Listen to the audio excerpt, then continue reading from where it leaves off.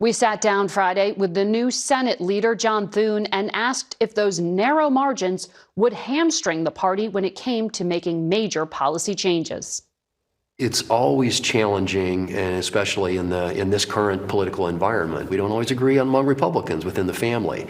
Particularly among Republicans. But I think when it comes to the big issues, securing the border, rebuilding the military, strengthening the economy, generating energy dominance for this country, those are all things on which we agree. With respect to even narrow margins, I think we're going to have hopefully a very unified effort when it comes to those core issues. We'll disagree on the margins and the process and all that sort of thing, but when it comes to the things we need to get done, those are all things I think we agree on. You've had disagreements with Donald Trump in the past. As part of this advise and consent role, the role of the Senate, will you tell him when you think he's wrong? I will, and I think my job is to do everything I can to help him achieve success, be a successful president, which in my view means it will be a successful country. We have the same set of objectives. We want to get to the same destination, but I think at times there will be differences in how we get there. And understanding the unique aspects of how the Senate operates is something that I'm going to have to be able to share and convey to the president and help him understand, I think, what the contours are of what we can accomplish here in the Senate and what's realistic.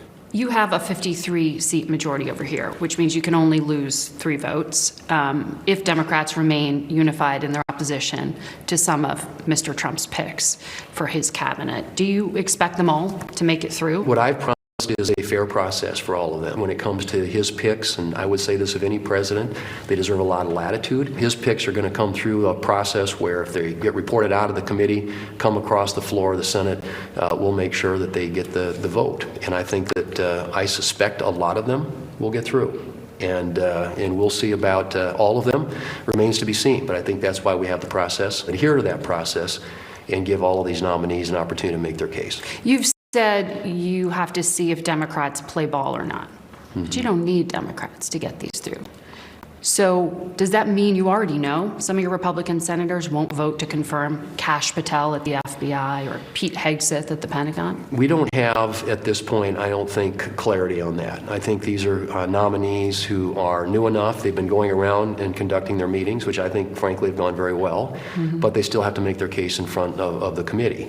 And, we don't know all the information about some of these nominees. I think we know a lot about them, but they deserve a fair process. We have a 3-vote margin in the Senate, as you point out, but I do think that in most cases, at least, most of our Republican senators are inclined to give the president the people that he wants in these positions, given the process that they go through and whether or not they can manage the committee process and ensure that they get to the floor for vote. Does that include FBI background checks? I know often the ranking members get them on armed services, for example, but some of your colleagues, they want to see Pete Hegseth's FBI background check before they vote. Right, and I think that's going to be determined largely by the committee chairs. I think there will Would you interest, encourage obviously. it?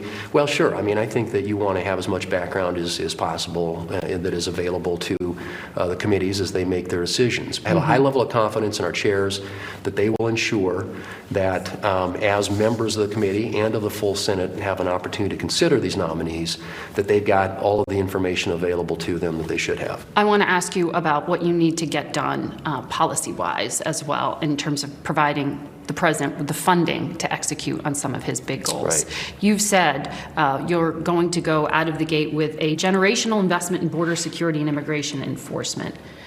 You're going to pass it on 51 party line votes. If you want to govern through regular order, why go through this in a party line direction? Well, it's one of those issues that has become incredibly divisive for the country, and there aren't very many people left in the middle. Reconciliation enables us. It doesn't come along very often where you have unified control of the government. In a lot of cases, it doesn't last very long. It's a couple of years. The Democrats provided a template in the last couple of years for how to expand the scope of what's available to get done through the reconciliation process. It's the only process in the Senate that enables you to enact legislation with a 51 vote threshold as opposed to 60. Right. And so immigration, but it's out of the border, gate saying we're not going to work with Democrats. Well, I'm not saying what they came out of the gate. They had their first reconciliation bill in 4 weeks, coming out of when they got the majority. $2 trillion Well, and with they the COVID spent bill, and you didn't like it. $2 trillion, You and then faulted them another for using another trillion with the reconciliation. IRA. Exactly. It would be ideal if we could figure out a way to do things at the 60-vote threshold, and there are a number of things we will. We think that a generational investment in the border is necessary, given where we are after the last 4 years of what I think is a very failed Biden-Harris border policy. There are 1.4 million people here with deportation orders of removal against them. I've seen numbers that put the cost of expelling them at between $80 to $100 billion annually. Can you get that kind of money in the first 100 days?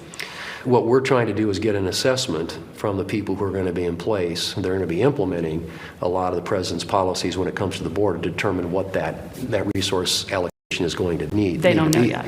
Well, I think that what we do know is we need physical barriers, we need technological barriers, we need more ICE agents, we need more Border Patrol agents, and yes, we're going to need ways of deporting people that are on that list that you mentioned.